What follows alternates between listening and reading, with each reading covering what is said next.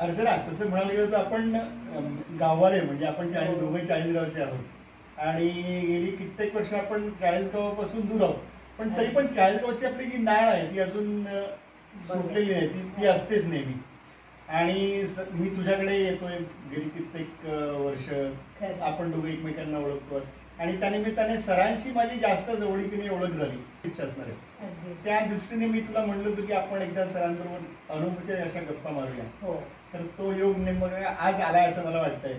तर नक्कीच आपण परत जर त्या आठवणींना उजाळा दिला तर आपल्या सगळ्या आपल्या बरोबरच्या सगळ्या विद्यार्थी मित्रांना आणि चाळीसगावकरांना सगळ्यांना नक्कीच आवडेल. नक्कीच आपण करूया चित्ते सरांना. येस, नक्की. येस सर, नमस्कार. नमस्कार. आज खूप छान योग आला आहे. आज तुम्ही आहात, अर्चना पण आहे आणि आज आपण अगदी अनौपचारिक अशा मनमोकळ्या गप्पा मारायच्या आहेत. तुमच्या बरोबर गप्पा मारायची संधी आजपर्यंत आम्हाला कधी मिळाली नव्हती. त्यानिमित्ताने मला जेव्हा अर्चनाने सांगितलं की आपण भेटूया आणि गप्पा मारू, मी लगेच हो म्हणून आजच्या आपल्या गप्पांच्या कार्यक्रमाला आता सुरुवात करतोय. तुम्ही चाळीसगावकरांना एक काय म्हणतात आदरणीय व्यक्ती म्हणून परिचित आहात. नॉर्मलचे चाळीसगावकर आता जे सगळे विखुरलेले आहेत, ऑल ओव्हर वर्ल्ड म्हणा किंवा भारतभर पसरले आहेत, त्या सगळ्यांच्या माहितीसाठी मला तुम्हाला म्हणजे तुमचं बालपण, तुमचं शालेय शिक्षण याविषयी तुमच्या शालेय करिअरविषयी किंवा कॉलेजच्या करिअरविषयी जाणून घ्यायला खूप आवडेल. प्राथमिक शिक्षण जे आहे त्याची सुरुवात एरंडोल पासून झाली. अच्छा, म्हणजे तुमचा जन्म पण एरंडोलचा? नाही, जन्म माझा चाळीसगावचा. चाळीसगावचा? अरे वा, अच्छा. परंतु कोर्टात वडील सर्व्हिसला असल्यामुळे त्यांची बदली असायची वगैरे वगैरे. माझ्या जन्माच्या वेळेला त्यांची बदली इकडे झालेली होती असं. एरंडोलला माझा पहिल्यांदा शिक्षणाची सुरुवात झाली. बरं, म्हणजे काय त्यावेळेला बिगरीचं म्हणायचं अतिशय. आणि मग पहिली, दुसरी, तिसरी, चौथी असं. तर पहिल्यांदा जे असतं ना प्री प्रायमरी आहे ना, तिथे मी एका शाळेमध्ये तिथे 5 नंबरच्या शाळेमध्ये होतो आणि राहत त्यावेळेला. आता अगदी आणि आमच्या घराच्या जवळच अर्थ होतं, गडीवर म्हणायचं त्याला, गडीवर होती शाळा. तर मला अजून शाळा मला ती आठवते बरं का. पण पहिल्या मजल्यावर आमचा वर्ग होता तिथे असं मला समजतं, म्हणजे ग्राउंड फ्लोअर, फर्स्ट फ्लोअर असं तिथे. तर पहिली म्हणजे फक्त पहिली पर्यंतच तिथे होतो आम्ही. तोपर्यंत वडिलांची बदली झाली आणि जळगावला आलो बरं का. जळगावला आल्यानंतर मग तिथे म्युन्सिपाल्टीच्या शाळा होत्या, मराठी शाळा ज्याला म्हणायचं तर. मग जळगावला आमचे 2री, 3री, 4थी या प्रायमरी स्कूल शाळा नंबर 5 मध्ये जळगावला तिथे शिक्षण झालं माझं तिथे. पण त्या शिक्षणामध्ये मला अजून आमचे पंढरीनाथ मास्तर जे आहेत ते अजून माझ्या डोळ्यापुढे उभे आहेत. हा, मी तुम्हाला विचारणारच होतो की तुमच्या असं काही खास लक्षात राहण्यासारख्या आठवणी आहेत? नाही, म्हणजे त्यावेळेला तर चांगलं लक्षात आलं आमच्या मार खाताना. परंतु आता ते मास्तर जे म्हणजे आपले पंढरीनाथ गुरुजी आहेत, त्यावेळेला कित्ता असायचा. कित्ता असायचा म्हणजे 4 ओळी असत्या अशा आणि त्याच्यात एक आडायचा, म्हणजे वरच्या 3 ओळीमध्ये तो ए गिरवायचा. हा, बरं का, असं सगळं तसं करतात. ते जर का तीर्प जे झालं ना तर ते त्यावेळेला कदाचित आम्ही, मला वाटतं पंढरीनाथ मास्तरला मनामध्ये तुझी माहेर असं म्हणायचे काय काही मुलं बरं का, असं मला अजून ते आठवतं. हे जे असं जे कळलं तर मांडीला असा चाव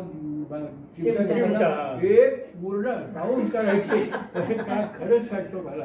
पण आज आम्ही फक्त ऐकलेलंच आहे, मला पंढरीनाथ गुरुजी लक्षात आहेत ते की त्यांनी मला शिक्षण दिलं तर दिलं, पण माझं अक्षर सुधारलं. कोणी मला माझ्या शिक्षकाकडे, हो सर तुमचं अक्षर खरंच छान आहे बरं हे म्हटलं तर आम्हाला ते बघताना पंढरीनाथ गुरुजी दिसतात मला इथे अजून.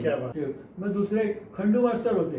खंडू मास्तर ते तर पंढरीनाथ सर असं काढले, ते तर धरायला की एक याच्यात असं. तू हे 2 पंढरीनाथ गुरुजी आणि खंडू मास्तर हे आम्हाला आज मितीला सुद्धा माझ्या डोळ्यापुढे उभे राहतात की यांच्यामुळे माझं अक्षर सुधारलं. आणि मी शिस्तीमध्ये आता आलो. किती छान अनुभव आहे ना हा अर्चना. खरंच आहे. आपल्या खरंच आहे. शिक्षकांचे शिक्षक अगदी. त्यांचे अनुभव ऐकताना खूप अनुभव वाटते. खरं खरंय. तुमच्या माध्यमिक शाळेच्या याच्याविषयी सांगा, तुमच्या करिअर विषयी. माध्यमिक शाळा म्हणजे 5वी पासून 11वी पुढे, बरोबर. हो, हो. तर पहिलं म्हणजे कसं की आम्ही कॉलेज शाळेच्या जवळच गल्लीमध्ये आम्ही राहत होतो ते. हम्म. आणि सकाळी 7ला 7:30 शाळा असायची. तर 7:30च्या ऐवजी आम्ही तिथे आमचे हेडमास्टर आणि म्हणजे गंधे आणखी 2-3 BY कुलकर्णी होते ते बरं का, असे 3-4 प्राध्यापक सकाळी ओपन एअरमध्ये बॅडमिंटन खेळायचे. तर अच्छा. ते खेळायचे म्हणून आम्ही लवकर जायचो शाळेमध्ये ते बघायला. अच्छा. हा, तर मला अजून सुद्धा लक्षात येतं काय म्हणजे तुमची बॅडमिंटनला तुमची जी आवड झाली, तिथून सुरुवात झाली. तिथे तिथपासून बरं, त्याची बरं, आवड आहे. बरं. ते असं झालं असं. हम्म. त्याच्यातनं ती जिल्ह्याची स्कॉलरशिपची परीक्षा असायची. हा. त्याच्यामध्ये जिल्ह्यामध्ये मी 23वा आलेलं मला आठवतं. तर मग ते 5वी पासनं ते 5वी नाही बरं 8वी पासनं ते 11वी पर्यंत दर महिन्याला 6 रुपये एवढी गव्हर्नमेंटची स्कॉलरशिप होती. अच्छा. बरं का? पण याची गंमत सांगतो ना, म्हणजे हा. 6 रुपये जर आले ना, ते 6 रुपये आले ना, मग घरी जाऊन आम्ही 1 रुपया आईला मला द्यायची बरं का. त्या 1 रुपयामध्ये 8 दुणे 16 8 सिनेमा बघायचे. अरे वा. 2 आणे तर पिठातून सिनेमाचं पिठातलं 2 रुपये दोन हे होते. होते. म्हणजे मी महिन्यातनं 8 ते 10 12 सिनेमा पाहणारा विद्यार्थी होतो. पुन्हा त्या काळातले त्यांनी आवारा हा पिक्चर 40 वेळा बघितलाय. अरे बापरे. आवाज सिनेमा मी 42 पाहिलेला. पण तुला तो इंग्रजी सिनेमा कोणता सांगतो मी, सांग मला, की आपण बघायचं. द ओल्ड मॅन हा, old man and the sea, द्या अर्नेस्ट काय अर्नेस्ट कोणतो हेमिंग्वे. त्याचं जे आहे त्याच्यावरचा तो old man and the sea होती. पण अशा बऱ्याच जुन्या इंग्लिश पिक्चरच्या स्टोरीज पप्पा सांगतात. अच्छा. इंग्रजी सिनेमा. आता एक तुमचं कॉलेज म्हणजे महाविद्यालयीन शिक्षण कुठे झालं? महाविद्यालयीन झालं शिक्षण असं की मी 10वी झाली बरं का. हो त्यावेळेला 11वी होती मॅट्रिक त्यावेळेस. 11वी मॅट्रिक होती. हम्म. 11वी मॅट्रिक झाली ती जे आहे ते लाना सार्वजनिक हायस्कूल म्हणून जे आहे, जळगावला. हा, जळगावला. हा, तर तिथे म्हटलं ना, आमचे हेडमास्टर आहे त्यांनी ते सकाळी बॅडमिंटन खेळायचे वगैरे ते. तर तिथे 11वी झाली. 54 साली मी तिथल्या MJ कॉलेजमध्ये, मुलजी जेठा कॉलेज, मुलजी जेठा. हो. मुलजी जेठा, तर त्या कॉलेजमध्ये प्रवेश घेतला मी फर्स्ट इयर. त्यावेळेला FY SY असं किंवा फर्स्ट इयर आणि इंटर, ज्युनियर आणि सिनियर अशी 4 वर्ष असायची त्यावेळेला. बरोबर. हां, inter arts, junior BA, senior BA आणि FY पहिलं असं त्यावेळेला. मग तिथे गेल्यावर पहिल्यांदा आम्ही टेबल टेनिसचं टेबल बघितलं. मग तिथे बसलं ना, तर तिथे ते सिनियर मुली ते टेबल टेनिस खेळत असतात. त्यावेळेला या प्रतिभा ताई ना कोणपत्रे. आपल्या राष्ट्रपती माजी प्रतिभाताई पाटील. हो. अच्छा. तर त्या टेबल टेनिस खेळत असतात. तर तो डालडा एक म्हणून व्हायचो आम्ही त्याचा तो. आणखी एक काहीतरी असे मला नाव आहे आता पटका आठवते, ते खेळत असतात. आम्ही जाऊन आम्हाला बरं तिथे कसं ते आपलं हे असेल ना आयडेंटिटी कार्ड ते दिलं म्हणजे रॅकेट मिळायची ती त्याची. मग तिथे नंतर आम्ही खेळायला लागलो. पण सुरुवातीला तिथे गेल्यानंतर हे सिनियर विद्यार्थी म्हणजे तिकडे बसत आहे, पण ते बघत होतो आम्ही त्या वेळेला तिथे टेबल टेनिस वगैरे असं. तर तिकडे मी इंटर आर्ट्सपर्यंत शिकलो असं. मग इंटर आर्ट्स झालो आणि उन्हाळ्याच्या सुट्टीमध्ये जबलपूरला माझे मोठे बंधू त्यावेळेला ऑर्डनन्स फॅक्टरीमध्ये नोकरी करत होते. मग त्यांना भेटायला गेलो तिथे. मग तिथे दिस इज इन 1956. तर तिथे महाराष्ट्र मंडळ होतं. बंगाली लोकांचं वेगळं असायचं सगळं. तर महाराष्ट्र मंडळाचे सेक्रेटरी MG जोशी म्हणून होते. तर त्यांच्याकडे चल रे मग तुला घेऊन जातो. माझा मोठा भाऊ तिथे होता, तर त्यांच्याकडे घेऊन गेला. तर त्यांनी सांगितलं अरे काय करतो तुझा भाऊ? म्हणजे आता इंटर आर्ट झालेला आहे बघतो. तर काय तर म्हणे मग त्याला याला नोकरी लावायचं का? म्हणजे का? तर म्हणे आपल्या कोऑपरेटिव्ह क्रेडिट सोसायटी आहे तिथे. तर तो म्हटलं नाही मग कर ना म्हणे काहीतरी. बरं म्हटलं. त्या कोऑपरेटिव्ह क्रेडिट सोसायटीमध्ये सर्व्हिसला मी लागलो. मग मी सिटीमध्ये गेलो तर DN जैन कॉलेज म्हणून तिथे आहे. अच्छा. तर त्या DN कॉलेजमध्ये चौकशी केली. म्हणजे 1 वर्ष नोकरी झाल्यानंतरच आहे बरं का. अच्छा. हा. मग तो गॅप पडला थोडक्यात एक हो, वर्षाचा. हो, हो. आमचे ते पंडित साहेब आमचे. आता मी जो घडलो त्याच्यामध्ये जे मोजके 5-6 लोक जे आहेत ना त्याच्यातले आमचे ते पंडित साहेब म्हणजे तुमचे बरं. बॉस. बरं का. तुमचे boss. बॉस. अच्छा. पंडित साहेब आमचे बॉस होते त्याला. तर त्यांनी पण प्रोत्साहन दिलं. 2 तास दररोज उशिरा यायची परवानगी आम्हाला पंडित साहेबांनी दिलेली. अरे वा. असं. तर मग 1962ला मी M.Com झालो तिथं. मग M.Com झाल्यानंतर पहिली जाहिरात बघितली तर MSG कॉलेज मालेगाव. मध्ये तुम्हाला इंटरप्ट करतो जरा. तुम्ही इंटर झालात पण त्याच्या आधी तुम्ही असं काही डिसाईड केलं होतं का की आपल्याला हीच ब्रँच घ्यायची किंवा आपल्याला प्राध्यापकच व्हायचंय किंवा आपल्याला इंजिनियर व्हायचंय? कारण आजकाल आजचा विद्यार्थी इतका हुशार आहे. हो, ते त्यांचं ठरलेलं असतं सगळं काय करायचं ते. आम्ही एकदम बावळट होतो. वडील म्हणतील ते करायचं. तिच्या गावामध्ये तिथे काही करायचं त्यावेळेला. अच्छा. त्यामुळे त्यावेळेला खरंच म्हणजे प्राध्यापकी पेशा स्वीकारायचा हे काही तुमच्या डोक्यात नव्हतं अजिबात? काही नाही. मग M.Com झाल्यानंतर मग काय? नाही, मग M.Com झालो मी. M.Com झालो आणि पहिली जाहिरात मालेगाव कॉलेजची होती. मग तिकडे अर्ज केला मी. बरं का. अर्ज केल्यानंतर इंटरव्ह्यूचं आलं तिथे. मग तिकडे लेक्चरर म्हणून लागलो आम्ही तिथे. मग लेक्चरर मग तिकडनं आमचा प्रवास हा लेक्चररशिप मग सुरू झाला. तिथे पण मग बॅडमिंटन क्लब आम्ही सुरू केलाच होता मध्ये. तिथे संध्याकाळी रोज खेळायचो वगैरे आम्ही. तर 1963ला 40 गावाची जाहिरात आली. म्हटलं तर मग 40 गावाला अर्ज केला. मग 40 गावाला अर्ज केल्यावर सिलेक्ट झालो आणि 40 गाव कॉलेजला 1963ला लेक्चरर. पण तुम्ही जेव्हा प्राध्यापक म्हणून लागला 40 कॉलेजला तेव्हा तिकडे प्रिन्सिपल कोण होते? फाटक सर. फाटक सरच होते. तो 1970 पर्यंत मी 7 वर्ष तिथे लेक्चरर म्हणून होतो. असं. अच्छा. तेव्हा म्हणजे कॉलेजमध्ये साधारण किती विद्यार्थी असतील त्या काळात? त्या वर्षी पहिल्या मी सांगतो तुला इकडे 200-250 आणि तिकडे 300-350 होते. पण तेव्हा 40गाव कॉलेज सुरू होऊन किती वर्ष झाली होती? ते 1961च आहे. अच्छा.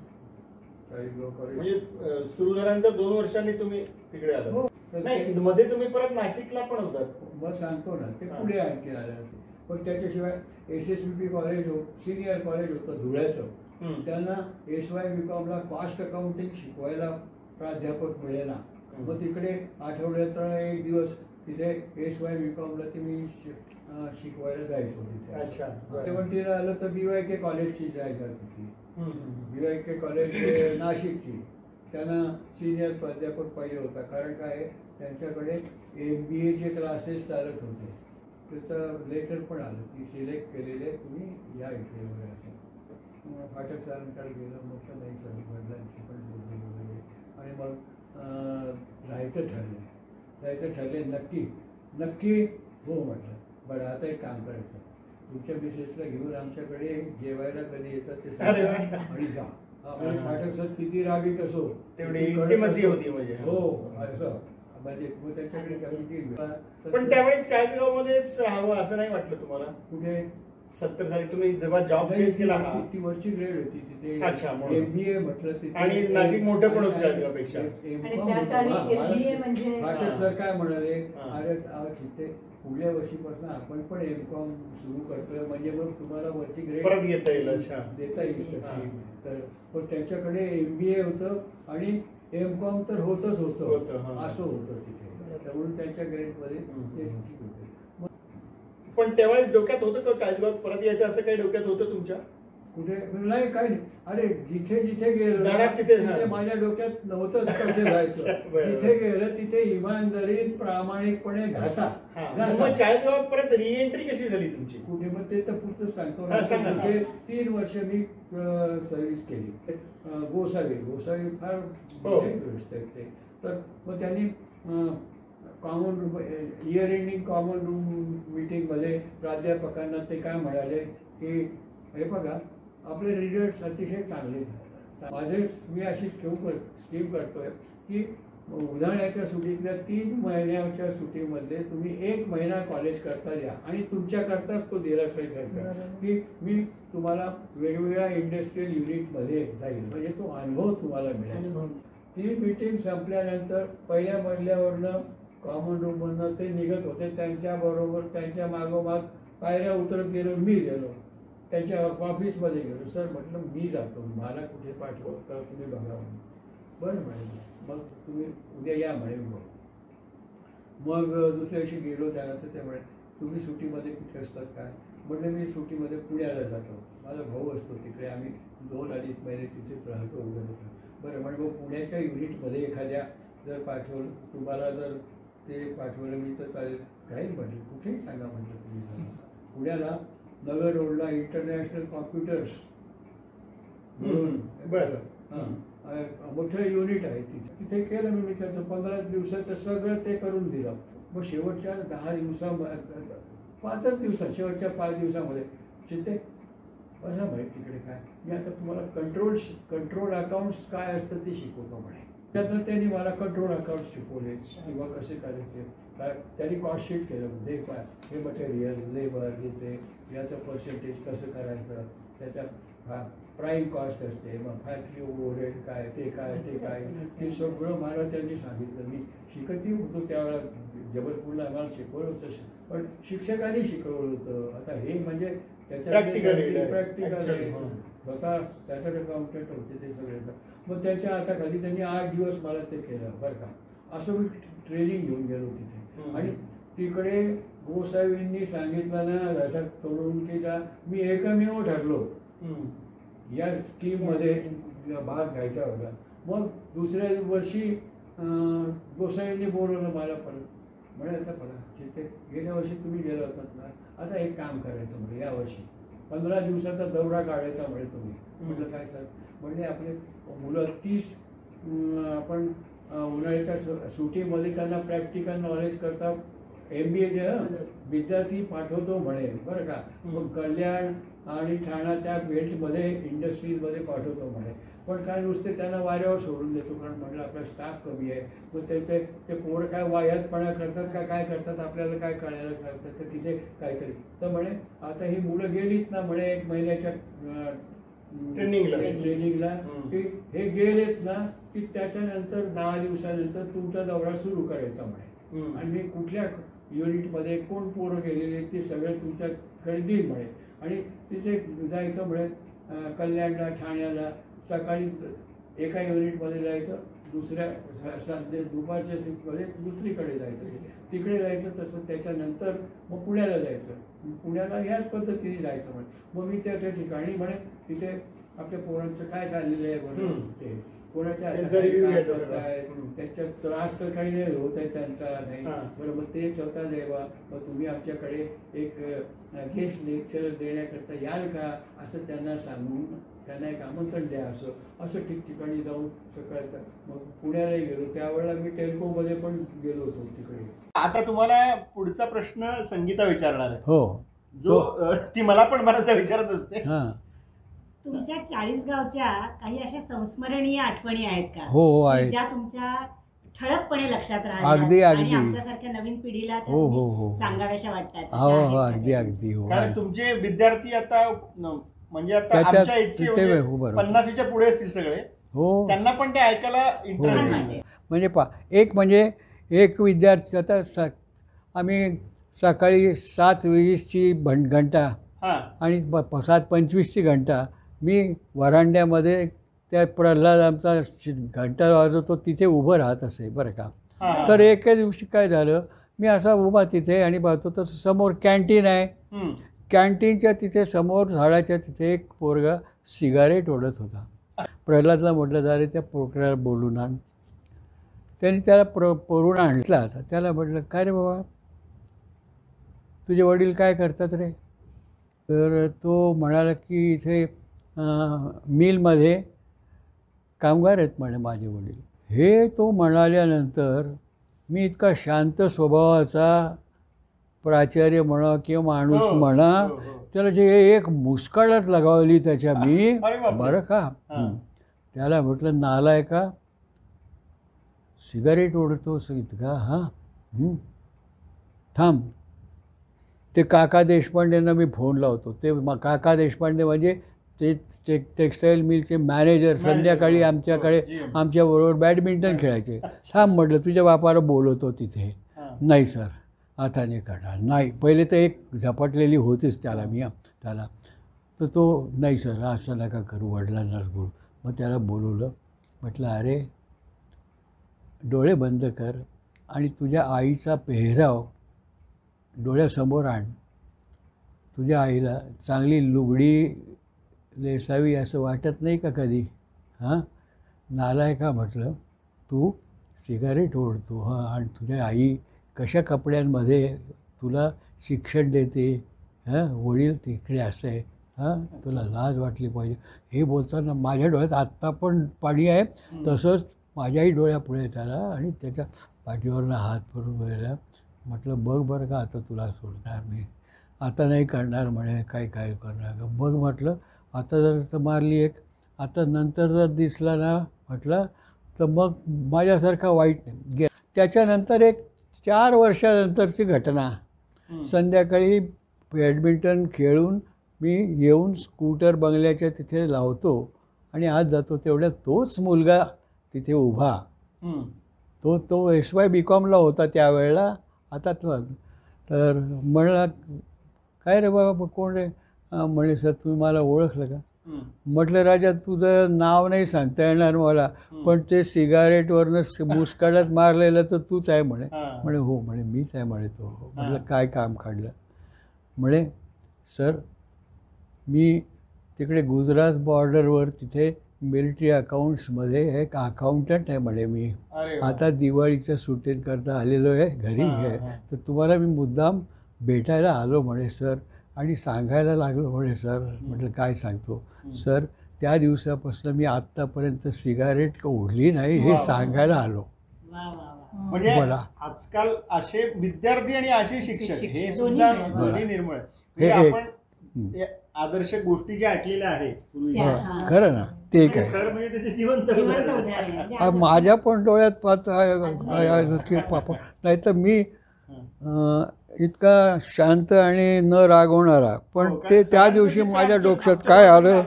अतिशय मवाळ आणि शांत आणि खूप समंजस, सगळ्यांवर प्रेम करणारे असे प्रिन्सिपल असे. म्हणजे मला सुद्धा स्वतःला ह्या गोष्टी म्हणजे मी जेव्हा त्यांच्याकडनं ऐकल्या तेव्हा, कारण घरातही पप्पा अगदी शांतपणे, पण तरी शांत ते असतील तरी ज्या गोष्टी आमच्याकडनं करून घ्यायच्या ते धाका, म्हणजे त्यांचा धाक. मला दुसरी एक घटना आहे बरं का. आता आमच्याकडे ती सिद्ध होत होती की काही गोंधळ केला पोरांनी वर्गात, कुठे काही झालं काही झालं तर त्याला पकडून आणायचा, प्रल्हाद पकडून आणलेलं असेल बरं का. हां, आणि तर त्याला काहीतरी 10 रुपये दंड, पत्र लिहिलं त्याच्या वडिलांना बरं का, की भेटायला यायला आणि 10 रुपये दंड तिथे दिला. आता त्या काळातलं 10 रुपये दंड काढता त्याला. तर त्याचे वडील आले बरं का भेटायला. तोपर्यंत त्याला वर्गात बसू दिलं नाही असं त्याचं. तर ते आले मग तिथे. आता ते तिकडे आले तर प्रल्हाद म्हटलं, सर ते पत्र घेऊन आला, त्याला बोलव म्हटलं. तर ते त्याचे पालक म्हणजे स्टेशनवर प्लॅटफॉर्मवर हमाली करणारा माणूस. बसा म्हटलं. बसाय ना तो बरं का. नाही म्हटलं, मग तुम्ही जर बसणार नाही ना तर मग मी काय बोलणार नाही म्हटलं. बरं का. मग ते करून त्याला प्रल्हादला म्हटलं, बसव काकांना बसव बरं. मग त्याला बसवलं. काय म्हणे, मी ते याचे 10 रुपये मी कुठनं देणार साहेब? म्हटलं, तुम्ही आलात ना, आम्ही पैसे उभे करायला असं नाही काम करत इथे म्हटलं बरं का, पण त्याला कळायला पाहिजे की आपण दंगल करायला नको बरं का. तर म्हटलं एक काम, त्याला पैसे तुम्ही पावांना देऊ नका म्हटलं, काही एक काम करायचं म्हटलं. आमच्या त्या तिथे गार्डनच्या तिथे मोठ्या ठिकाणी इकडे 10 कुंड्या आहेत म्हटलं. याने 1 आठवड्यावर त्याला त्या 10 कुंड्यांना पाणी घालायची याला शिक्षा देतो म्हटलं मी. अहो म्हणे सर, साहेब म्हणे 10 काय 20 कुंड्यांना लावेल म्हणतो म्हणे. म्हटलं ते काही नाही. प्रल्हाद हा पोरगा हा याला आत्ता घेऊन जा आणि उद्यापासून 6 दिवस हा तिथे पाणी टाकायला जाईल, ते बघत जा म्हणे. ते गेला.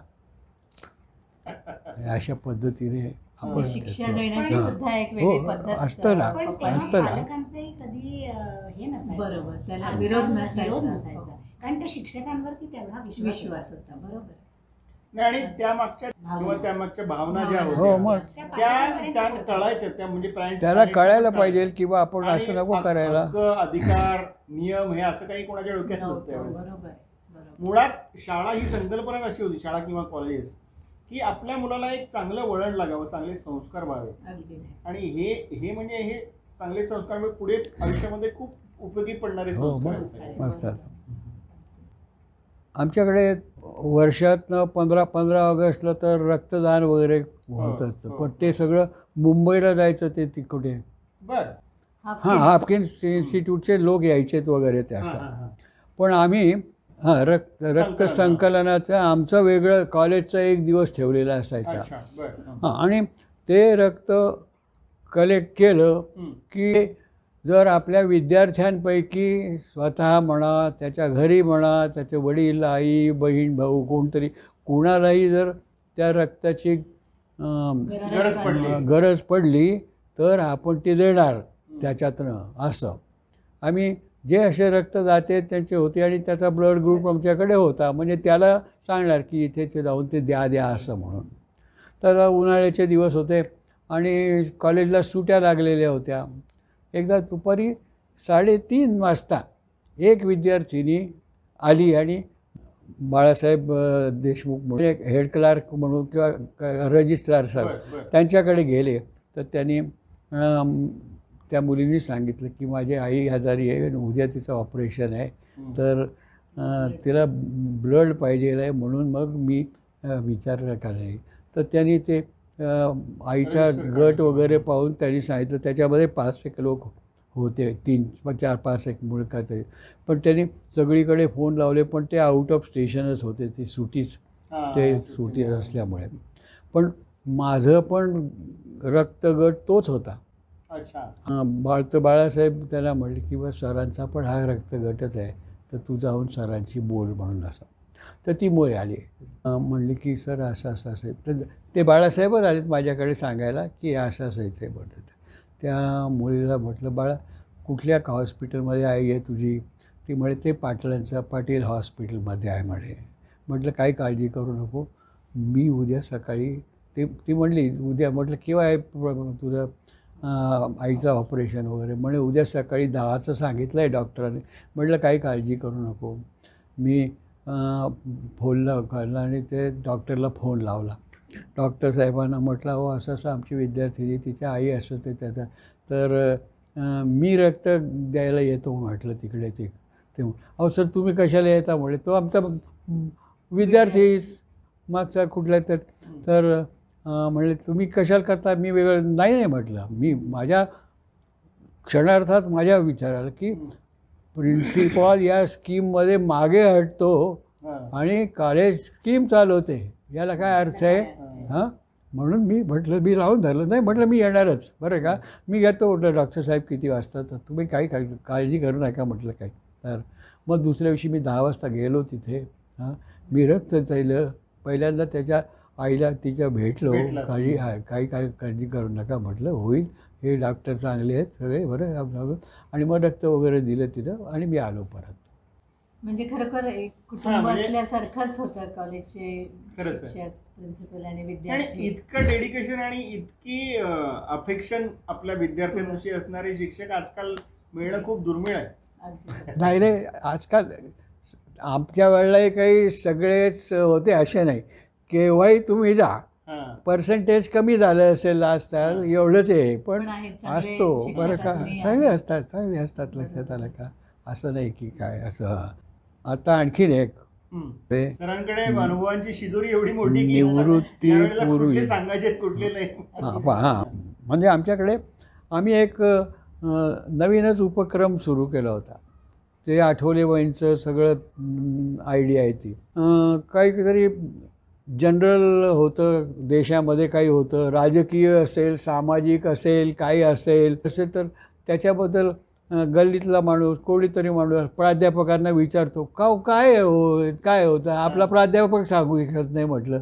म्हणजे सर आपण कसं केलं तर काय म्हणजे समजा ती घटना जी झालेली आहे ती घटना कुठल्या विषयासंबंधीची आहे त्या विषयाच्या विभाग प्रमुखांनी तिकडे त्यांची मीटिंग घ्यावी वा कॉलेजमध्ये त्यांच्या डिपार्टमेंटच्या प्राध्यापकांची आणि कोणी ते लेक्चर द्यायचं ते आणि तसं म्हणजे निदान आपल्या सगळ्या प्राध्यापकांना तर कल्पना येईल की ते काय झालेलं आहे. म्हणजे ते गल्लीत कोणी विचारतं आणि प्राध्यापकांनी देतात सांगतात. आता अशी आमच्याकडे स्कीम सुरू केली होती आणि त्याच्या वेळेला ते हर्षद मेहताचं प्रकरण आलं. म्हणजे असं की त्यांनी ग्रुप फॉर्म केला होता आणि हो ज्या नाही recent ते घडामोडी आहेत नाही म्हणजे त्याच्यावर बोलायचं ग्रुप म्हणजे हो ना ग्रुप म्हणजे कसं अर्चना ज्या विषयाचं असेल ना त्या विषयाच्या विभाग प्रमुखांशी बोलायचं आणि सांगायचं. मग त्या विभाग प्रमुखाने त्यांच्या विभागातले 4-5 चार प्राध्यापक जे काय असतील त्यांची मीटिंग घ्यायची आणि त्याच्यावर कोणी लेक्चर द्यायचं आहे ते ठरवायचं आणि मग ते कॉलेजच्या सगळ्या प्राध्यापकांना प्रेझेंट करायचं. असं त्या आठवलेबाई आलेच माझ्याकडे बसलेलो म्हणजे ऑफिसमध्ये सकाळी काहीतरी 10च्या 10 10:30 चालू म्हणावं सर ते वर्तमानपत्र यायला हर्षद प्रेताचं प्रकरण ते निघालं ना म्हणे. तर म्हटलं हो म्हणे आहे ना काहीतरी. अहो म्हणे तुमच्या डिपार्टमेंटचा विषय आहे ना म्हणे. हा म्हणे बरं का. हां म्हटलं मग काही काळजी नाही अर्थ नाही मॅडम काही काळजी करू नका मी आमच्या प्राध्यापकांची मीटिंग बोलवतो आणि कोणी लक्ष ते लेक्चर द्यायचं ते आम्ही ठरवून काय नाही म्हणे. बरं त्यांचं म्हणजे आमच्या मोठ्या बहिणीसारखीच ती अशीच ते आहे त्यांचा इतका अधिकार होता मला बोलायलाचं पण आणि काय ते म्हणे नाही सर म्हणे ती मीटिंग तुम्ही तिने बोलायचं म्हणे. बरं काय म्हटलं बा हे तुम्हीच एक लेक्चर दिलं पाहिजे म्हणे. आता मी बापजामनामध्ये आम्ही व्याख्यानं देत बसलो म्हणजे आमचं क्लासमधलं हां पण असं जनरल लेक्चर कधी दिले नाही म्हणे सर हे तुम्हीच दिलं पाहिजे. मग असं म्हणताना मग माझ्या मनामध्ये विचार आला की नाही म्हणणं बरोबर नाही दिसणार. आता म्हणजे आपण जरी भगिनी आहेत ते आमच्या असं म्हटलं तरी सुद्धा त्या खुर्चीमध्ये बसलो तर तो इगो कुठेतरी हो खरंच ना म्हणजे आपण स्कीम करतो एखादी स्कीमची इंचार्ज प्राध्यापिका आपल्याला म्हणते की हे करा आणि आपण म्हणायचं की मी नाही बोलणार. म्हणजे असं मला ते त्याचं तेवढ्यामध्ये त्याला तर म्हटलं मग बाई फक्त एक काम करा काय ते तुम्ही ना 15 दिवस आहे ना त्याच्याऐवजी तुम्ही माझ्या कामाचं आहे ना 1 महिना देते मग 1 महिना म्हटलं तुम्हाला म्हणजे 1 महिन्याची मला परवानगी द्या म्हटलं. 1 महिना 2 महिन्याची घ्या म्हणे. म्हणजे त्यांचं असं बोलण्याचा आजसुद्धा त्या आजारी आहेत खूप दर 15 दिवसातनं मी त्यांना फोन करत असतो. हो तर बरं म्हटलं मी देतो म्हटलं 15 दिवसातच करतो म्हटलं काही मॅडम करू नका तुम्ही. गेलो दुसऱ्या घरी 12-12:30 जेवायला जायच्या आधी पहिले लायब्ररीमध्ये गेलो. तो लायब्ररी आमचा देशपांडे RN देशपांडे तो देतो त्याला म्हटलं देशपांडे हे सगळे हर्षद मेहताचं त्यांना गेल्या 15-20 दिवसातले सगळे त्याचं आमच्याकडे इकॉनॉमिक टाइम्स होतं फायनान्शियल एक्सप्रेस होतं ते सगळे अंक पाठवून दे आणि मग ते पाक्षिक होते विकलीज होत्या त्याच्या ते सगळं म्हटलं घेऊन त्या शिपायाला संध्याकाळी ते सगळं पाठवून दे म्हटलं तिथे. आणि मग तिथे जे येऊन पडलेलं आहे जसं आपण लेक्चर देतो ना त्या लेक्चर सारखं ते घेतलं अंडरलाईन करायचं ते करायचं मग त्याच्या नोट्स काढायच्या असं मी ते तयार केलं. 15 दिवसामध्ये मी ते तयार केलं आणि मग पहिलं लेक्चर त्याचं लेक्चर स्टाफ पुढे दिलं. त्याचं लेक्चर संपल्यानंतर मी आलो ऑफिसमध्ये बसलो माझ्या मागोमाग आठवली बाई काय म्हटलं काय सर तुम्ही अतिशय छान लेक्चर दिलं म्हटलं. म्हटलं बाई ते खरं म्हटलं तुम्ही मला हे तर सांगितलं म्हटलं असं काय करता म्हणे पण तुम्ही खरंच ना किती केलं म्हणून. या हर्षद मेहताचे लेक्चर्स मी ऑल ओव्हर महाराष्ट्र 42 लेक्चर्स दिली आहेत. अरे वा. तर मी वक्ता झालो म्हणजे आठवलेबाईंनी आम्हाला वक्ता केलं. सोलापूरला गेलो होतो, तिथे आता अध्यक्ष म्हणून बॉम्बे स्टॉक एक्सचेंजचा चेअरमन आलेला होता तिथे. मला कल्पना नाही तेवढी जास्त कोण आहे तर काय ते त्याचे लेक्चर देताना मी लेक्चर सांगायचो की बॉम्बे स्टॉक एक्सचेंजची मॅनेजिंग कमिटी जी आहे ती 13व्या मजल्यावर दर 15 दिवसाला मीटिंग घेते. त्या काय झोपा काढत होते का हे खाली तो हर्षद मेहता काय कर असं मी बोलतो त्या याच्यात बोलत होतो. मग जेवायच्या वेळेला त्यांनी ओळख करून दिली तिथल्या प्रिन्सिपॉलनी. असं म्हटलं साहेब नाही तुम्ही बरोबर बोललाच पाहिजे तर पहिलं असं काय तर जरा इंटरप्ट करते त्यापूर्वी तुम्ही पूर्णपत्रे फॅमिलीशी तुमचे कसे संबंध होते ते सांगा. म्हणजे मग हा पूर्णपत्रेचा माझा खूप घनिष्ठ संबंध. म्हणजे माझे पालकच म्हणायचं डॉक्टर साहेब. त्या आमच्या भगिनीच मोठ्या समजायचो आम्ही. त्यांचा प्रमिलाताई वगैरे. तर त्यांचा फोन आला सकाळी तिकडे, प्रिन्सिपल साहेब तुम्ही या जरा माझ्याकडे असं काहीतरी म्हणून. मी गेलो.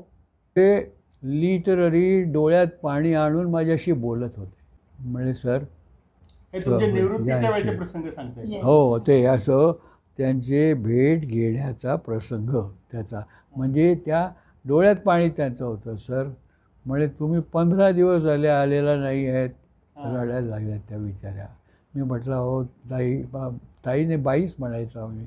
बाई म्हटलं अहो त्या घडकायच्या याच्यात मला अजून नाही येता आलं. मी येईन नक्की येईन केव्हा तरी येत होतो. ते बरोबर म्हणे पण तुम्ही दिवसा आड येणारे काही नाही निमित्ताने तुम्ही 15 दिवस झाले आला नाही म्हणजे काय म्हणे. हा एक प्रसंग असा.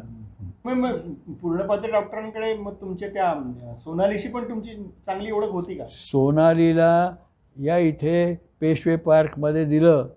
हां त्यावेळेला ते त्यांना घेऊन आले होते इकडे. बरोबर. त्या शरद भाऊच्या गॅलरीमध्ये रात्रभर ते सोनालीच होती. आणि मग मी दुसऱ्या सकाळी तिकडे गेलो तिकडे आम्ही. आणि मग ते सोनाली पेशवे पार्कला जी दिली त्यावेळेला त्या कारमध्ये त्यांच्याबरोबर मी बसलो. मागे ती सोनाली आणि ती द्यायला गेलो आम्ही. हो त्यानंतर सुद्धा बऱ्याच वेळेला जेव्हा डॉक्टर साहेब भेटायला जायचे सोनालीला तेव्हा पप्पा किती वेळा हो डॉक्टर फार आवाज दिला सोनाली की म्हणजे ती ओळखायची. ते त्यांनी पुस्तक लिहिलं ना सोनालीच लिहिलं ना तर त्याचं प्रकाशनाच्या वेळेला आणि त्यावेळेचे देवरस बाळासाहेब देवरस त्यांच्या हस्ते ते होतं बरं. तर 4 वाजता काहीतरी ते समारंभ होता. तर आम्ही गेलो म्हणजे डॉक्टर साहेब गाडी चालवत आहेत. मी त्यांच्याजवळ बसून चाललो त्या तिथे त्या चौकामध्ये सिग्नल लाल आहे आणि माझ्याशी बोलताना निघून गेले तिथे पुढे. तो समोर पोलीस होते. त्याने प्र केलं होतं थांबले होते. काय साहेब तुम्हाला ते दिसत नाही का काय. डॉक्टर साहेब म्हणाले त्याला अहो माफ करा म्हणे बरोबर ते आमचं पुस्तक आहे त्याचं हे सोनालीचं तर त्या प्रकाशनाकरता मी ते लिहिलं. म्हणजे तुम्ही डॉक्टर पूर्णपत्रे आहेत का म्हणे. तो पोलीस म्हणतो डॉक्टरांना बरं का. हो म्हणे मी डॉक्टर पूर्णपत्रेच आहे म्हणे. त्याचा हो जाऊ द्या म्हणे साहेब जाऊ द्या म्हणे. सर तुम्ही तुमच्या रिटायरमेंटच्या वेळच्या तुमच्याबद्दल इतरांच्या काय भावना होत्या त्या तुम्ही आत्ता सांगितल्या. पण तुमच्या काय भावना होत्या तुमच्या मनात रिटायर होताना काय होत्या भावना? पण तुम्हाला वाईट वाटत होतं? नाही वाईट होणार होतं. रिटायरमेंट घेतल्यानंतर तुम्ही किती दिवसांनी चाळीसगाव सोडलं? नाही फार लगेचच यावं लागलं मला. कारण काय एक कार्यक्रम ठेवलेला होता तो बरं का.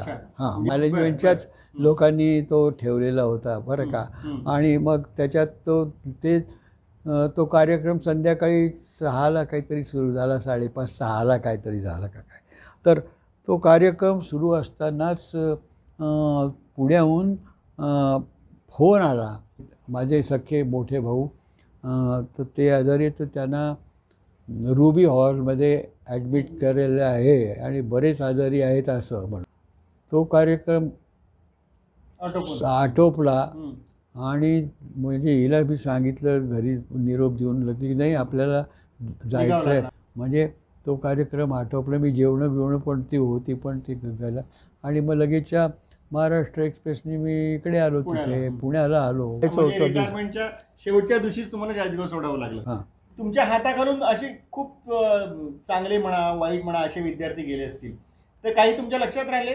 काही काय? आता सध्या रिनाऊन व्यक्ती पण असतील, कोणी नेते झाले असतील, पुढारी झाले असतील, कोणी मोठ्या हा, पुढारी झालेलेच आहेत ना आमचे. सर, जसं तुम्ही दीपक शुक्लाबद्दल सांगणार होता. हो, ते तर पुष्कळ आहे. तो सांगा. दीपक शुक्ल त्यांनी 133 वेळा रक्तदान केलेलं आहे. अच्छा, बरं. त्यांनी बरं का. आणखीन नंतर आमचा घोडे सर, घोडे, हा. तो घोडे म्हणजे आमदार झाले. आमदार झालेला आहे. बरं, पण म्हणजे ह्याच्यावरून मला एक सांगायचं वाटतं की असे पप्पांचे जागोजागी विद्यार्थी असतात ना. कुठेही गेलं तरी त्यांची ओळख निघणार. बऱ्याच ठिकाणी आम्ही जात होतो, वेगवेगळे कॉलेजेस बघत होतो, कुठचं इंजिनिअरिंग कॉलेज चांगलं, तिथे ऍडमिशन मिळायचे काय चान्सेस आहेत. तर जिथे जाईल तिथे ह्यांच्या ओळखीचे भेटायचे. तर जुई म्हणाले, पप्पा काय प्रत्येक ठिकाणी असे तुमच्या ओळखीचे वगैरे, आता तुम्ही काय बोलू नका, आता पुढे कुठे गेले तर सगळीकडे तुमच्या ओळखीचेच मिळतात आणि तुम्ही तिथेच सुरू होतात वगैरे. आणि म्हणून MIT कॉलेजला गेलो. तर पप्पा म्हणाले, बरं ठीक आहे, आता मी कुठचीच माझी ओळख काढणार नाही, काही नाही, मी शांत बसेन. आणि आम्ही त्या MITच्या ऑफिसच्या अशा पायऱ्या चढतोय तर तिथून समोरून तिथला रजिस्ट्रार पप्पांचा विद्यार्थी, हा सर तुम्ही इथे कुठे काय कामाने आला वगैरे असं. तर ते माझी मुलगी पण म्हणाली की खरंच म्हणजे पप्पा तुमचे खूप ओळख आहे सगळीकडे असं. आणि प्रत्येक ठिकाणी म्हणजे त्यांच्या विद्यार्थ्यांनी त्यांना चांगलं रेकग्निशन दिलेलं आहे. नाही, हेच संचित असतं. खरं आहे ना, खरं आहे ना, अगदी खरं आहे. अर्चना, आपण सरांच्या सगळ्या अकॅडमिक जी कारकीर्द होती म्हणजे प्राध्यापक आणि प्रिन्सिपल म्हणून त्याच्याविषयी त्यांच्या आता आठवणी ऐकल्या. पण सरांचं अजून एक व्यक्तिमत्व जे सगळ्यांना माहीत आहे ते म्हणजे एक स्पोर्ट्समन. बॅडमिंटन मध्ये ते स्वतः एक उत्कृष्ट बॅडमिंटनपटू होते आणि त्यांनी कोचिंग केलंय बॅडमिंटन मध्ये. आणि तू सुद्धा एक चांगली बॅडमिंटनपटू आहेस. तर मी स्पोर्ट्स मध्ये फार कच्चा आहे, त्यामुळे याबाबतचे जे प्रश्न आहेत ते मला वाटतं मी आता तू पप्पांना विचार. आणि म्हणजे मला सांगायला आनंद होतो की पप्पा एक सगळ्यांना माहितीच आहे, पप्पा नॅशनल अंपायर सुद्धा आहेत बॅडमिंटनचे. आणि सरांनी कोच केलेले आणि जे पुढे खूप नावारूपास आलेले स्पोर्ट्स म्हणजे आपले चाळीसगावचेच मिलिंद भाटे, मिलिंद पूर्णपात्रे आणि विवेक जोशी हे त्यांचे प्रामुख्याने पुढे आलेले विद्यार्थी. मी माझ्या लहानपणापासून बघते की पप्पा किती समरसून खेळामध्ये भाग घेतात. म्हणजे अगदी आम्ही लहान होतो तेव्हापासून सकाळी उठलं की आधी त्यांना त्यांचे इन्स्ट्रक्शन असायच्या, चला माझ्याबरोबर रनिंगला चला. कॉलेजचा ट्रॅक होता 800 मीटरचा, त्या ट्रॅकला फेऱ्या मारायच्या, तिथे एक्सरसाइज करायची, ते स्वतः एक्सरसाइज करायचे. तेवढं सगळं करून ते 6:15ला बरोबर कॉलेजमध्ये पोहोचायचे आणि आम्हालाही शाळा कॉलेज आमच्या जायचो आम्ही. त्यामुळे अगदी लहानपणापासून हे बाळकडू आम्हाला स्पोर्ट्सचं मिळालेलं आहे. पप्पा आणि स्पोर्ट्स हे अगदी म्हणजे मुरलेलं हातात हात घालून गेलेलं आहे. आम्हाला त्यावेळेस खूप कौतुक असायचं म्हणजे सर स्वतः स्पोर्ट्सच्या ड्रेस आणि तू सुद्धा त्यांच्यावर असायची. तर पप्पा, जसं तुम्ही आधी मेन्शन केलं की तुमच्या शाळेमध्ये तुमचे टीचर होते तर ते खेळायचे, बॅडमिंटन खेळायचे आणि त्यांचं बघून तुम्हाला स्पोर्ट्समध्ये जास्त इंटरेस्ट डेव्हलप झाला. तर नंतर तुम्ही फुटबॉलही खेळायचं. तर ह्या सगळ्या स्पोर्ट्स कडे तुम्ही कशा गेलं, ती आवड कशी निर्माण झाली? आम्ही लंगडी खेळायचो शाळेमध्ये, बरं का. लगोरी खेळत असतो गल्लीमध्ये, त्या लगोरी ते जायचं. घोडी म्हणतात त्याला, माहितीये का? ते घोडी घेतो म्हणजे 4-5 लोक होते की इकडनं असं पळून जाऊ जायचं, उड्या मारायच्या. तर मी इथनं 5व्या-6व्या मुलांवरच्या पाठीवर असं ते झालं. घोडी आट्यापाट्या मी खेळायचो आणि झाडावर चढून ते करायचे. सगळ्या गोष्टी लहानपणापासून करायचं. मग वयस्कर झाल्यानंतर मी फुटबॉल खेळायला लागलो.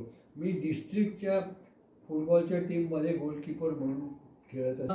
वयाच्या कितव्या वर्षी तुम्ही फुटबॉल खेळायला सुरुवात केली? फुटबॉलमध्ये मी पण 1954ला 55 कॉलेजला होतो त्यावेळेला. कॉलेजकडनं पण मी फुटबॉल खेळायचो. असं त्यावेळेला फुटबॉल खेळायचो. क्रिकेट सुद्धा, क्रिकेट जबलपूरला खेळायचो, मेघदूत क्रिकेट खेळ म्हणून तर त्याच्यातर्फे. असं टेनिस पण खेळत होतो. कारण आमच्या इथे पुण्यात कुठे म्हणायचं, चाळीसगावातल्या जिमखान्यामध्ये टेनिस कोर्ट होतं, तर तो टेनिस पण सुरू केलं होतं.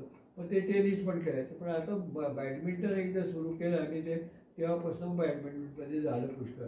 मग पुष्कळच त्याच्यामध्ये सर्टिफिकेट म्हणजे सर्टिफाईड नॅशनल एम्पायर जो आला त्याची परीक्षा मी दिलेली आहे त्याच्यात. आणखी मग काय local, district, inter district, state, national आणि इंटरनॅशनल या टुर्नामेंटसाठी रेफरी म्हणून किंवा काय असं ते जात असे. आणि कोचिंग केलं मी. कोचिंग म्हणजे चाळीसगावला 2 वर्ष, नाशिकला 3 वर्ष, चाळीसगावला परत 25 वर्ष आणि पुण्याला 20 वर्ष, असे जवळपास 48-50 वर्ष कोचिंग मी केलं. मग तुमच्या हाताकडून मग कितीतरी बॅडमिंटन तुमचे बॅडमिंटन झाले. पण इथे किती येतो आकडा साधारण? फक्त पुण्यामध्ये ज्या विद्यार्थ्यांना कोचिंग केलं तो नंबर आहे 624. याची यादीच आहे माझ्याकडे. असं आहे. इथपर्यंत तुम्ही कोचिंग आणि त्यातले पुढे अगदी ठळक अशी नावं कुठली आहेत? याच्यातले म्हणजे ते कॉलेज रिप्रेझेंट करतील, स्कूल विद्यार्थी असे आणि काही वयस्कर लेडीज पण खेळायला यायचे इथे. चाळीसगावचे तर म्हणजे आमचे मिलिंद पुणेपात्रे, मिलिंद घाटे, म्हणजे विवेक जोशी, हो, हे सगळे जे आहेत ते स्टेट लेवलचे आहेत. आणि ते आता इंटरनॅशनल लेवलला ओल्ड मॉक खेळतात. अच्छा. मी स्वतः ओल्ड मॉक टुर्नामेंट्स मध्ये खेळायचो. अच्छा. 60 म्हणजे 50+, 55, 60+, 65, 70. मी 65 पर्यंत खेळलोय. अरे आणि सुजाता देव, हो, सुजाता देव पण होते. हो, तसं केलं. आता सध्या तुम्ही आता 80 तुम्ही क्रॉस केला, आता सध्या 85 चालू आहे ना तुमचं वय? नाही, 85 आता 2 महिन्यांनी सुरू होईल मला. सुरू होईल. मग आता सध्या सर तुमचं रुटीन काय असतं? सकाळी 5ला मला झोप जाग येतेच. आणि 6ला मी खाली उतरतो. तर 30 राऊंड मारतो त्याला बिल्डिंगला. म्हणजे त्याला 30 मिनिट लागतात, 30 ते 35 मिनिट लागतात. 5 मिनिट रेस्ट घेतो आणि त्याच्यानंतर 15 मिनिट एक्सरसाइजेस करतो. बापरे. 6:45ला बरोबर येतो. 7 पर्यंत. गेल्या 3 वर्षापासून कोचिंग त्यांचं बंद केलंय. त्यांची बायपास सर्जरी झाल्यावर पण ते कोचिंग करत होते. पण आता 80 झाल्यावर पण ही एवढी सगळी एनर्जी तुम्ही या वयात पण टिकवून आली, याच्या मागचं काय रहस्य काय? याच्या मागचं एवढंच आहे की कंटिन्युटी. अच्छा. In taking exercise in the morning. कारण हे काय आमचं असं त्याच्यात म्हणणं आहे की हे जे आम्ही रोज 1 तासभर करतो ना, लक्षात आलं का, this is a preventive medicine. Sir तुमच्या या सगळ्या 25 वर्षाच्या जीवन कारकिर्दीमध्ये तुमची अशी काही स्वप्न होती का जी तुम्हाला असं वाटतं की अजून पूर्ण व्हायची राहिली आहेत? खरं म्हणजे मी स्वप्न पाहणारा माणूस नाही. बर. जे पुढे वाढून ठेवलं आहे ते मनापासून करायचं, हाच माझा पिंड आहे आणि ते मी करतो. बरं का. म्हणजे मला असं वाटतं अर्चना की सर जे म्हणतात की अशी स्वप्न वगैरे मी काही फार बघितले, जो आला दिवस जे समोर माझ्या येईल ते सगळं मी करत गेलो. बरोबर. म्हणजे त्यांनी कुठल्याही गोष्टीची अपेक्षा केली नाही. जे समोर आलं ते स्वीकार करून पुढे जायचं. थोडक्यात समाधानी. त्यामुळे ते सक्सेसफुल. आणि हे सगळं शिकणार सातत्य. आणि प्रत्येक म्हणजे हे सरांचं मी जे केव्हापासून ऐकतेय मला असं वाटते की सगळ्या गोष्टीतलं त्यांचं जे सातत्य आहे, म्हणजे शिकवणं, शिक्षण घेणं, विद्यार्थी घडवणं किंवा त्यांच्या व्यवसायाशी किंवा ते जे काम करतात त्याच्याशी ते समरसून करणे, प्रामाणिकपणे करणे, या सगळ्या गोष्टी आपण खूप शिकण्यासारखे. बरोबर. आपण जे बकेट लिस्ट करतो तसं काही नसताना जे आहे ते स्वीकारायचं. फॅक्टरीमध्ये सुद्धा काही वर्ष काम केलेलं. अच्छा. बरोबर.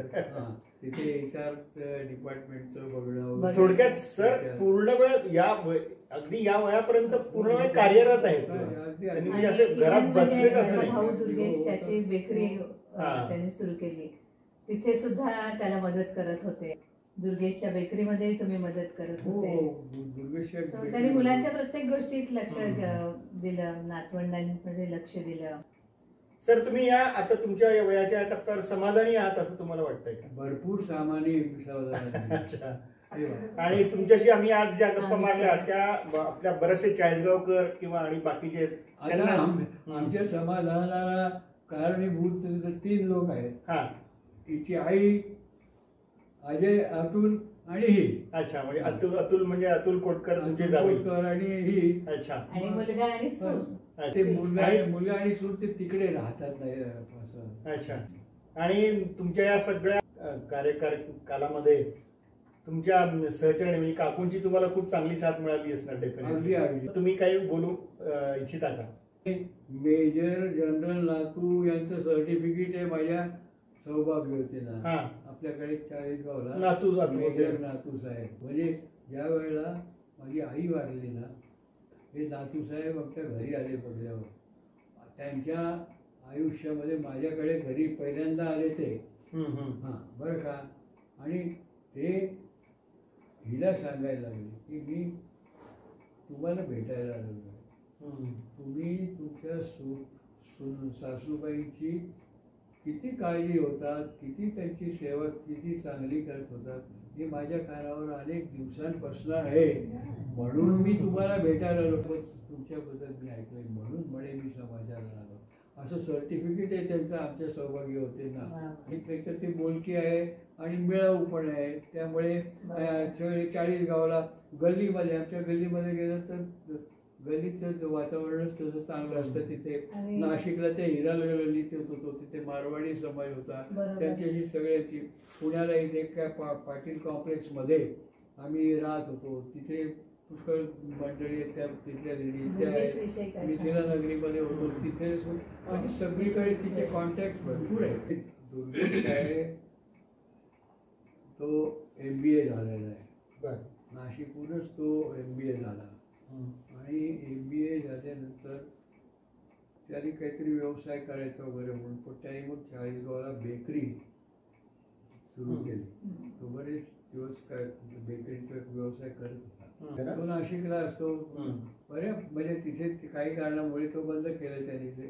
पण मग नाशिकला गेल्यानंतर तो तिथे काम तो करतो. पण आता त्यांनी जो त्याचा NGO म्हणतात ना त्याला, त्याच्या वतीने काम तो अतिशय चांगल्या पद्धतीने करतो बरं का. फार मोठ्या प्रमाणावर त्याचा व्यवसाय तो आहे. आणि त्याचा मुलगा आकाश म्हणचा तो BE MBA आहे. आमचा नातू जो आहे आकाश त्याचा. आणि ही जॉईंट दुर्गेश त्याला पर्टिक्युलरली त्याचं त्या या समाजात कुठे आदिवासी भागांमध्ये लोकांना सेटल कसं व्हायचं, नीट कसे सुरू करायचे याचं तो ट्रेनिंग देतो. आदिवासी भागामध्ये जाऊन व्यवसाय प्रशिक्षण देतो. आज छान गप्पा झाल्या सरांशी. सर तुमच्याशी आज इतक्या अशा छान गप्पा झाल्या आणि आम्हाला खूप तुमच्याविषयीच्या ज्या आम्हाला माहित नव्हत्या त्या गोष्टी पण कळल्या. त्या निमित्ताने संगीताला पण कळल्या. माझी वेळेस तिला पण खूप कुतूहल होतं, कारण मी तुमच्याविषयी सांगत असायचो तिला की आमची 40गावातले जे काही रिनाऊन आमचे जे लक्षात राहिलेले जे आहेत माझे अध्यापक प्राध्यापक आणि त्यांच्याशी तिला कळलं. तसंच बऱ्याच 40गावकरांना पण कळलं असेल निश्चित. तर या निमित्ताने तुम्हाला काही 40गावकरांसाठी काही सांगायचं असेल तर तुम्ही सांगा. 40गावकरांना संदेश देण्या एवढा मी मोठा नाही. अरे बापरे. बरं. खरं म्हणजे नाही, पण तुम्ही 40गावकरांच्या स्मरणात चांगले राहिलेला. मी तेवढा काही मोठा मानत नाही. मला 40गावकरांनी मला घडविले. अच्छा. त्यांना मी काय सांगणार बरं का. माझ्या 40गावामधील 7 अधिक 25 असे 35 वर्षाचे वास्तव्यात तेथील अनेक व्यक्तींनी मला विविध प्रसंगी सहकार्य आणि मदत करून उतराई केली आहे. त्यांना संदेश देण्यास मी पात्र नाही असं मला प्रामाणिक त्या सर्वांना माझे साष्टांग दंडवत. हयात असलेल्यांना दिवंगत झालेले आहे. 40गाव महाविद्यालयातील माझे 7 अधिक 25 अशा 32 वर्षांच्या सेवा काळातील सहकारी शिक्षक शिक्षकेतर सेवक विद्यार्थी विद्यार्थिनी यांना सप्रेम नमस्कार आणि सदिच्छा. अरे वा. छान छान छान. हा तुम्ही आता जे हे तुमचे विचार वाचून दाखवले हा तुमच्या मनाचा मोठेपणा आहे नक्कीच. कारण तुमचे पण 40गावकरांवर तेवढेच उपकार आहे. अरे बाबा त्या विद्यार्थ्यांचं म्हणजे आपण त्यांच्या पालकांचं देणं लागतो असं मी शिक्षक आणि नाही, पण तुम्ही जे विद्यार्थी घडवले त्यांच्या स्मरणात तुम्ही असणारच आहात नक्की. तर आता शेवटचा फक्त तुम्हाला मी बोलायला सांगणार आहे, नवीन पिढी जी आता आहे, आता तुम्ही सगळे एवढ्या 3-4 पिढ्या, कितीतरी पिढ्या बघितल्या असतील, तर या जी नवीन पिढी आहे त्याच्यासाठी तुम्ही काय सांगावं वाटत असेल तुम्हाला, तर तुम्ही काय सांगा त्यांना? मी हेच सांगतो, एकच आहे मला म्हणणं, त्याच्यावर एक सांगतो, तेच फक्त मी अर्धा तास बोलू शकतो असं इतकं माझ्याजवळ आहे. परंतु मला एकच सांगायचंय नवीन पिढीतली व्यक्तींना, मुलांना, काही ना, की ईश्वरावर श्रद्धा ठेवा. एक. दुसरं, आई वडिलांची नितांत सेवा करा. 2. उपजीविकेच्या साधनात प्रामाणिकपणे व कमाल कार्यक्षमतेने कार्य करा. अच्छा. त्यानंतर शिक्षणाशिवाय पर्याय नाही हे लक्षात ठेवून शिक्षण घ्या आणि म्हणून आदर्श नागरिक व्हावा आणि दररोज व्यायाम करा. सर, खूप छान वाटलं तुम्हाला भेटून आणि तुमच्याशी गप्पा मारून. तुम्हाला आमच्या म्हणजे अर्चनाकडनं, माझ्याकडनं, संगीताकडनं खूप खूप शुभेच्छा. तुम्ही असेच तरतरीत, ताजेतवाने आणि कार्यरत राहा शेवटपर्यंत, आणि तुम्हाला परमेश्वर खूप छान दीर्घायुष्य देऊ, यात आमच्या सदिच्छा.